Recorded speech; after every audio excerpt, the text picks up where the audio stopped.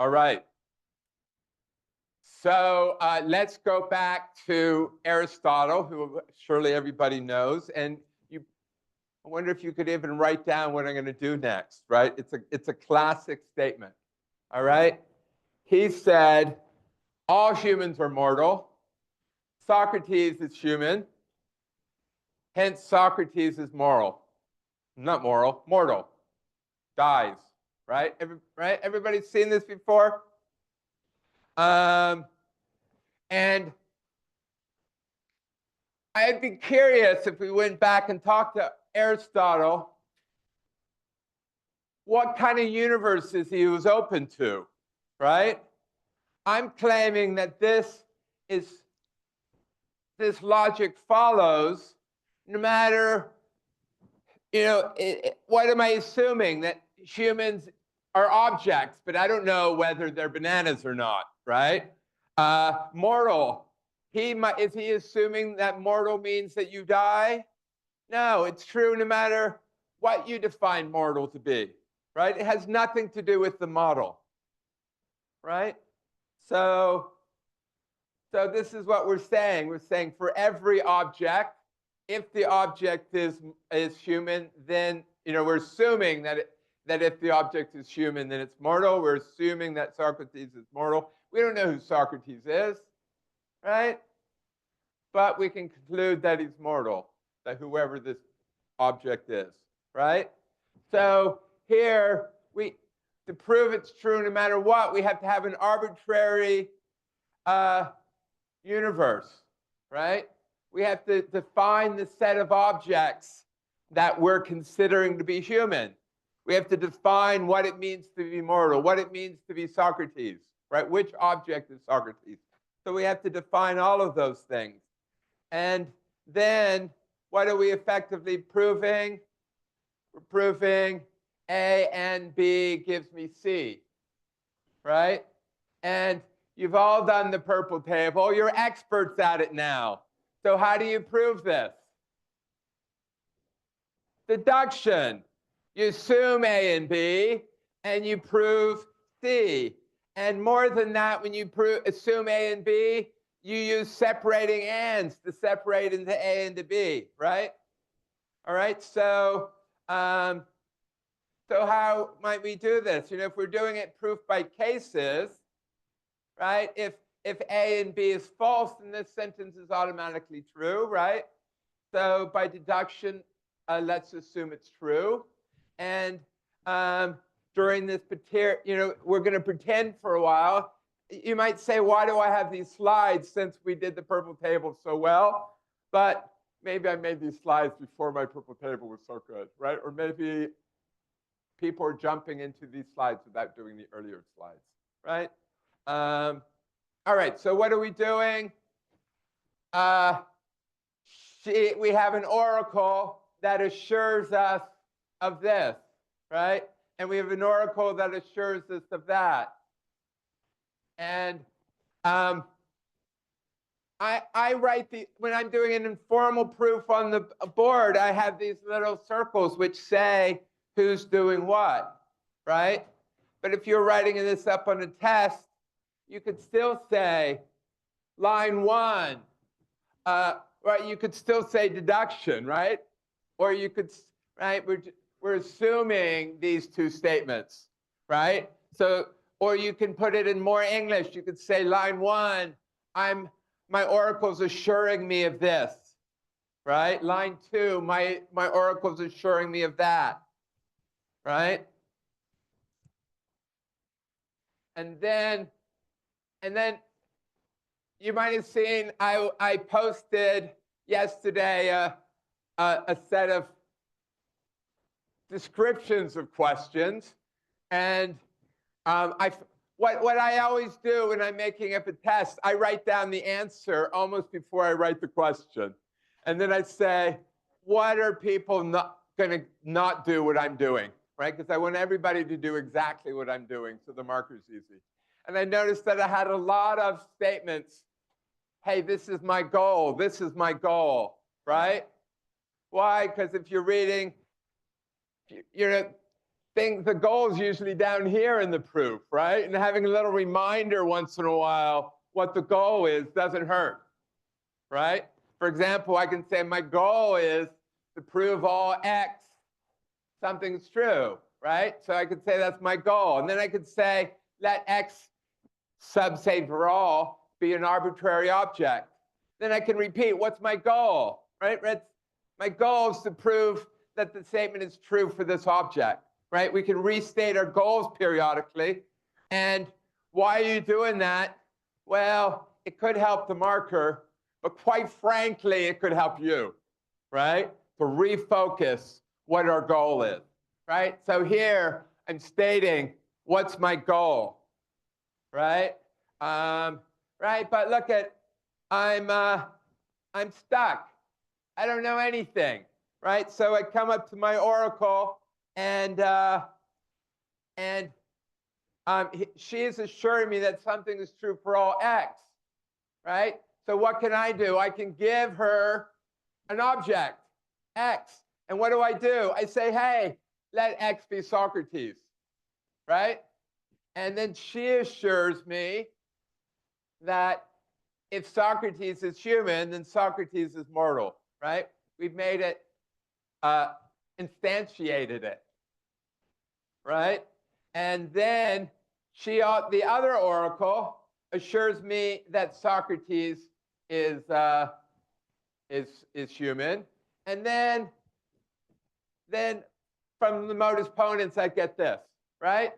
So if you want to see how did I write this up on the test yesterday, I spent the whole day doing it. I might have even, this might be line 100 here because it's the end. And then what is line 100? It says, well, using modus, usually we say, I got this from a formal proof. I say, I got this from what rule, right? But you can put it in English as well. If in an informal proof, you can say, by modus ponens from line 1 and line, wherever it is, 5, right? I conclude this, right? It's still good to have line numbers. Everybody good? Everybody can do this on Wednesday, right? That's what we're looking for. You can do it, right? And we're done, right? Everybody good? Now, I'm always nervous about this done thing. Do we just stop? Well, the other possibility is to bubble back up, right? What does bubble back up mean? Well, you might say, well, I mean, in this case, I don't know what you bubble back up, but you could say, suppose, for example, if I said, so I want to prove for all x, let x be arbitrary. I prove it for this arbitrary x, right? The bubble back up would be, oh, hence it's true for all x, right? But, it's okay to just stop. You play the game, right? All right. So, here, how would we write it down a little bit more formally, right? We say, by deduction, right? Here's our goal, right? Oh, and I guess I'm not doing the 100 thing in this proof, right? So I assume A and B. I separate the A. I separate the B, right? So this is just saying what the A was, right? This says for all x. And now, well, we haven't done formal things, but you can imagine I strip off the x and I plug in something, right? So using line 5 and removing it, I can say, well, if it's true for all x, it's true for Socrates, right? And then, well, B gives me that. And then modus ponens gives me that, right?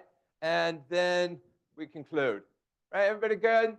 Makes it a little bit more formal, but same, right? All right. So the current version of the test, yeah.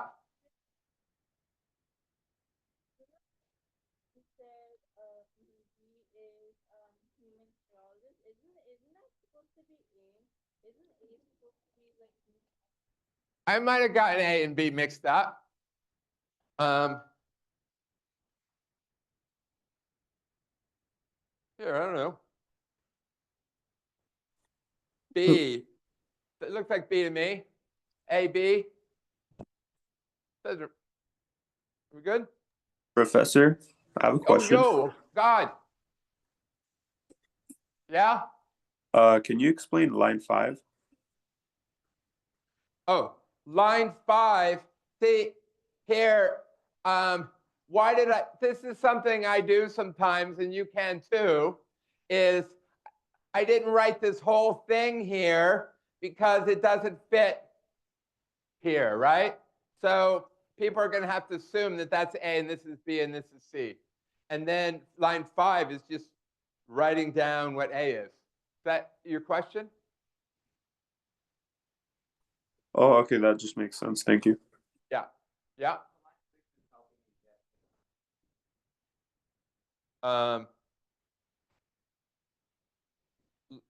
Line 6, yeah, is where if we know the oracles, we know, right? We've got line 5 here already, right? And that means we know it already.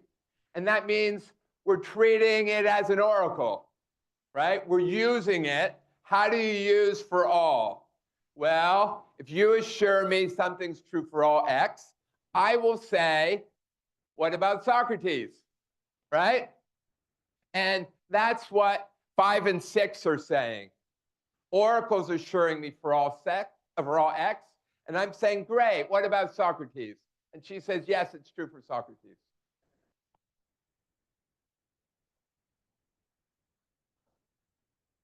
This one down here? Yeah. So 6, no. No, so 7 we got from up here. And then 8 is modus ponens of 6 and 7. Is there a rule for no. See, the rule is 7 is B. 7 is our assumption.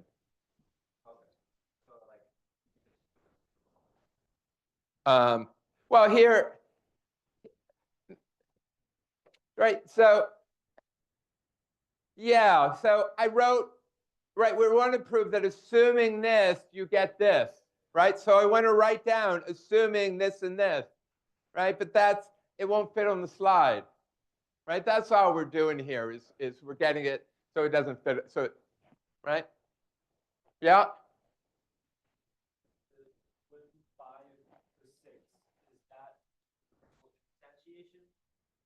Yeah, I don't think I have that words on the slides anywhere, but yeah, I'm going to say yes, right? Or it's kind of removing the for all, right? It's substantiating, exactly. So if you wanted to use the word substantiating, that would be a good word, right? In fact, I think I used it just the other day on the test, and I had to Google how to spell it. Right, exactly, right? Instantiating. When I got the spelling, it told me the definition. It says making a general thing more concrete, right? Everybody kind of get this proof? All right, so I worked all day from early until 1 last night on various things because with my new diet, I'm just kind of crazy, more energy. And then I'm laying in bed and thinking, oh dear, the test is too hard, which is what I always do. I either panic it's too hard or too easy. And partly I was worried, do I have too many things like this on the test? All right? But luckily we're doing them right now. All right? So what I recommend you doing is doing more than just sitting dead. Because if you understand this, right? If I get a sense you understand it, then I'll put these on the test. And if you don't understand it, then we'll have to explain it more, right? All right, so here's a statement. And I haven't said it's what the model is, but and on the test I would say, but here it has a plus, so it's probably the integers or the reals, right? All right, and everybody look at this. Is this a true statement? How many people know whether this is a true statement? And just understand it. How many people are lost? A little lost? All right, so it's not true in every model. So right now we're going to assume a friendly model, and our friendly model are the reals. And when I say over the reals, what does that mean? It means your objects are reals, and plus has the definition you think it does, right? 0 has the definition you think it does, right? So before we can prove it, I brought this woman in here as our help us understand things, all right? What does it mean, right? And if I were to ask on a test, what does this mean? And you wrote down, for every x there is a y, such that x plus y is 0, how many marks do you think you deserve for that? Wrong. Because you just wrote it in words, right? You got to give me some meaning here. That's not what it means. All right? So, all right. So let's put the brackets in, right? And this is saying for every x has some property, right? So this is a property of the x, right? So we're trying to build up our understanding. Right? So I guess we put an x.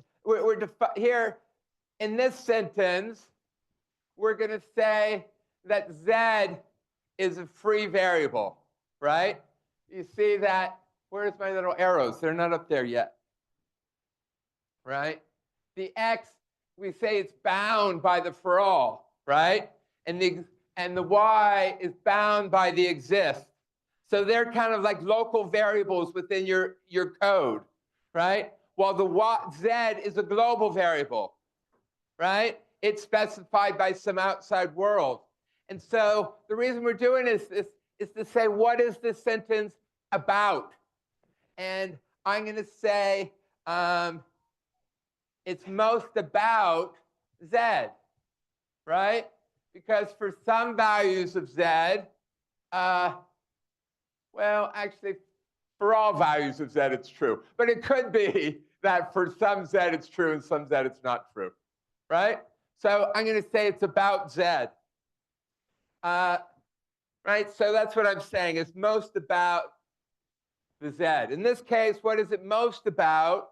It's kind of most about 0, right? It's telling us something about 0 and something about plus, right? Because in some ways, plus is also free, is what it means, right?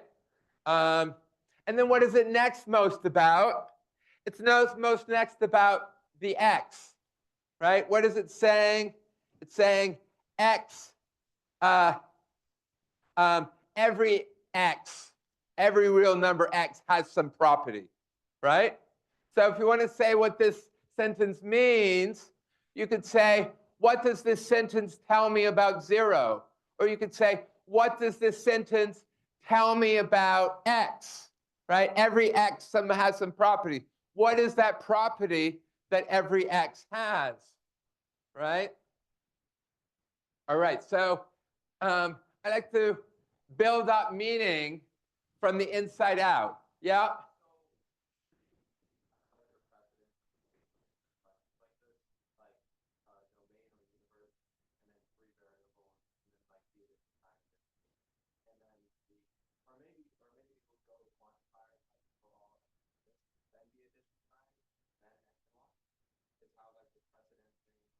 Yeah, let's not get into to plus.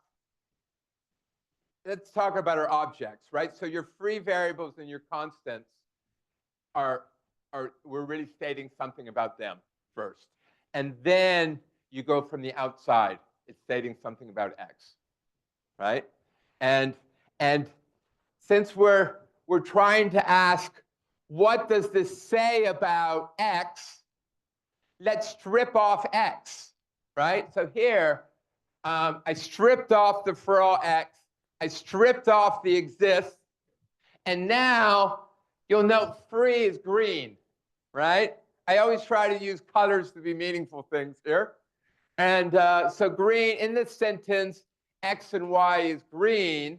So they're free. So we want to say, what do they say? What does this statement say about X and Y? Any idea? I mean, you could say, well, they add up to 0. But no, come on, give me a better meaning. Yeah.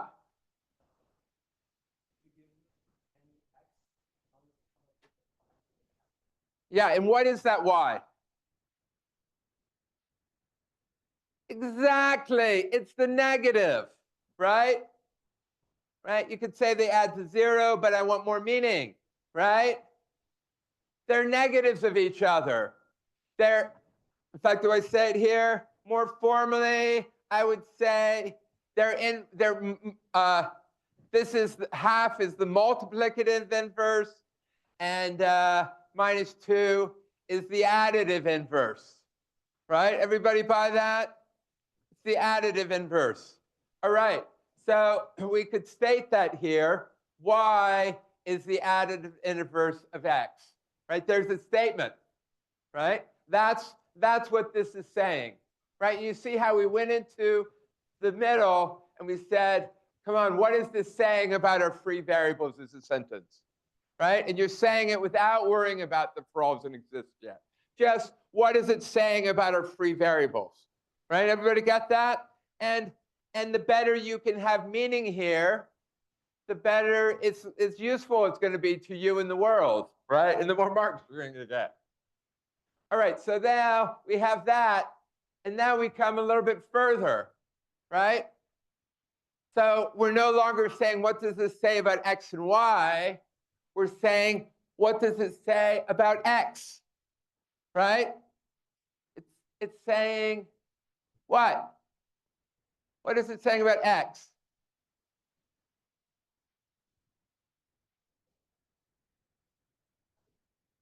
We don't know what Y is, right? The statement is X has the property that it has a Y, right?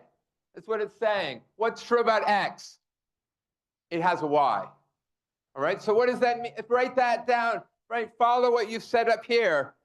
What do we want to say about this? X has an additive inverse. I knew you could do it, right? X has the property that it has such a Y, right? All right, now we can strip it out here, yeah?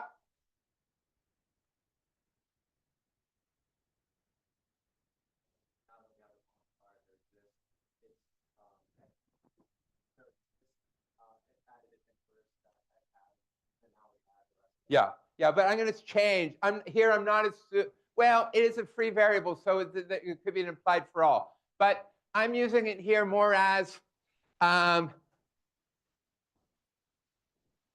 this statement is true for some X and Y, and it's not true for other X and Y. So what's the property of the X? You give me some X and Y, right? I got an X and Y in front of me. What's the property that I'm saying they have? And the property I'm saying is that they're inverses of each other, right? And then what does this one say about X? It says X has an additive inverse, right? That's what it's saying, right? Are people good with that? All right, now what is this saying? Well, yeah, exactly. Every real. In fact, now it's kind of about it's not about a particular X, it's about all the X's. And who are all the X's? Well, we're working over the reals. So it's saying something about all the reals, right? Every real has an additive inverse, right? Everybody go to that? True. How about this one?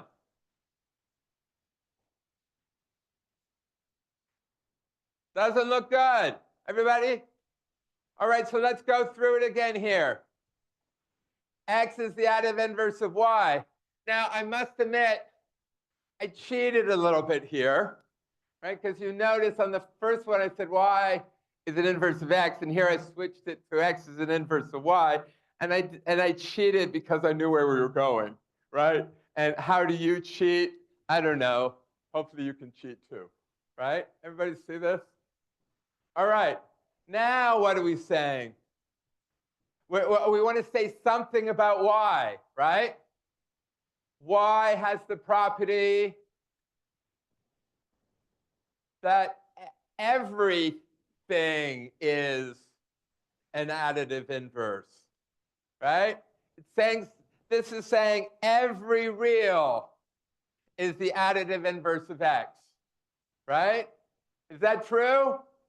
No. Does there exist the y that has this property? No. No, it's not true, right? Everybody good with that? And again, why do we do this? To show that if you change the order, it changes the statement, right?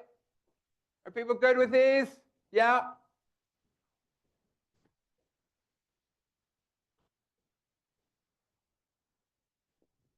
No, good, very good question. All right? So I can imagine if I had a really hard one of these, I would say explicitly, start from the inside and work out and define them all, right? So if I asked you to do this, but I've never done that ever in the past, right? I can't talk about the future, but if I wanted you to do it, I would tell you. If I asked you, what does this mean and is it true, right? The first one you would say, every real has an additive inverse. That's true, right? And then on the second one, you would have to say, it says everything is the additive inverse of some y, right? And you would say that's not true. Now, how would you prove it's not true? You would give a counterexample, right? How would you prove it is true? You would play the Forall exists game, which we're going to do in a minute. Yeah. So you proved that the previous one was true by algebra. Should we have done that as well? All right, so there's a good question. If we were in an algebra class, you would have to know what axioms we know about algebra and use those axioms. Here, I'm going to assume that anything obvious about the reals is just true, and what we're focused on is the Forall exists, right? So we're going to focus on who comes up with the y, who comes up with the x. And then we'll say, by algebra, it's obviously true, right? Okay, what about this one? That looks, oh, here, I changed it to this x, right? Is that true? Is this true? Yeah, right? This says, what does this say? What does it say about x and y? It says adding y to x doesn't change it, right? What it says, right? What does this say? I can add y to anything, and it makes no changes, right? See that? I can add y to anything, and it doesn't change it. All right, what does this say? Dude, we got a 0, right? Everybody good with that? We got an additive 0. And what is it? Property that you can add it. In fact, if you looked up in an algebra book, what is an additive 0? You add it to things and it doesn't change stuff, right? Everybody good? Right? Here we're just the condensed form, right? And all these, so you first say, this one says there exists a function from x to y's such that for every x, this is true, right? And what does this say? There exists a constant that works for every x, and that's not true. Here, there exists a 0 that works for every x, right?